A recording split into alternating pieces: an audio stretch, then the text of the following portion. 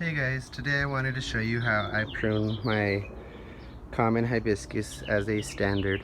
Again, standard is just a fancy way of saying tree form. This one's only 3 years old, first year. I let it grow as a little bush and then I chose the best leader. You can see down here it does have little indications of where branches were taken off before. To make it a standard, I chose the strongest one, which is usually what you do. Last year I started the season with just letting the top put like a lollipop round on it, and halfway through it bent over and kissed the ground. As you can see, there's a little bit of a bend in the tree there.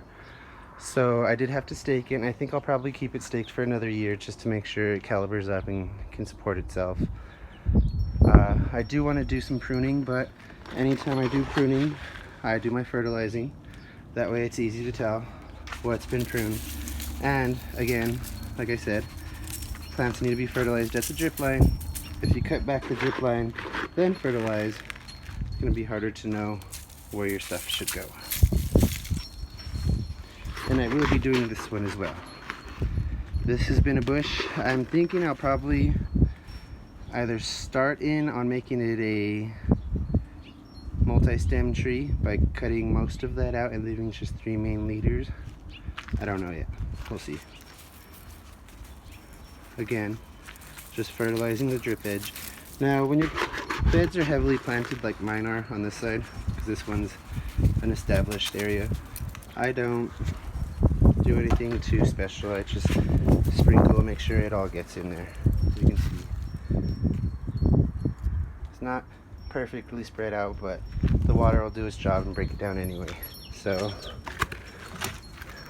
let's see, for common hibiscus or Althea or Rose of Sharon, they do put on average 1 to 2 feet of growth. When you keep something cut back or pollarded, as it's commonly referred to, it does increase the amount of growth you get, so you might get like 2 times that, so maybe 2 to 4 feet of growth. So you do want to keep that in mind when you're trying to keep something as a standard, especially in the area. So on this one, what I'm going to do, you can see there are a couple branches that, let's see here, the bugs got. Let me see where it's peeled. This one's worse. So we'll take those off right away. Get rid of any bugs that were on it. And then, like I said, it will grow about 2 to 4 feet since you are pruning it, depending on how you water and if you fertilize and all that good stuff. So I'm going to take it back to about a 6-inch little orb. Now remember, when you're pruning, guys, you want to make sure you make your cut to an outside bud. What that means is this here is the center of the tree. This would be an outside bud, because if this branch grows, it's going to grow away from the center. That's where you want most of your growth to happen. You don't want branches, especially main branches, coming up into the center of your tree.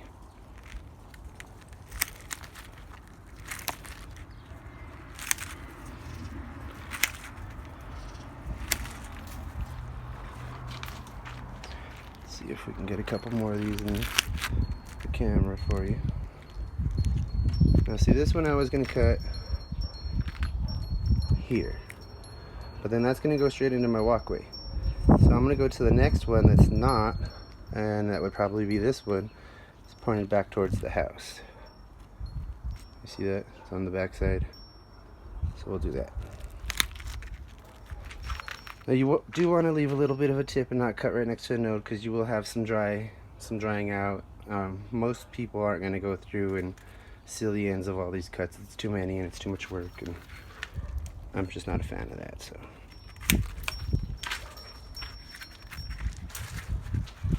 now here's another sign of something that needs to be fixed. You see right here, these 2 branches are crisscrossing, and then they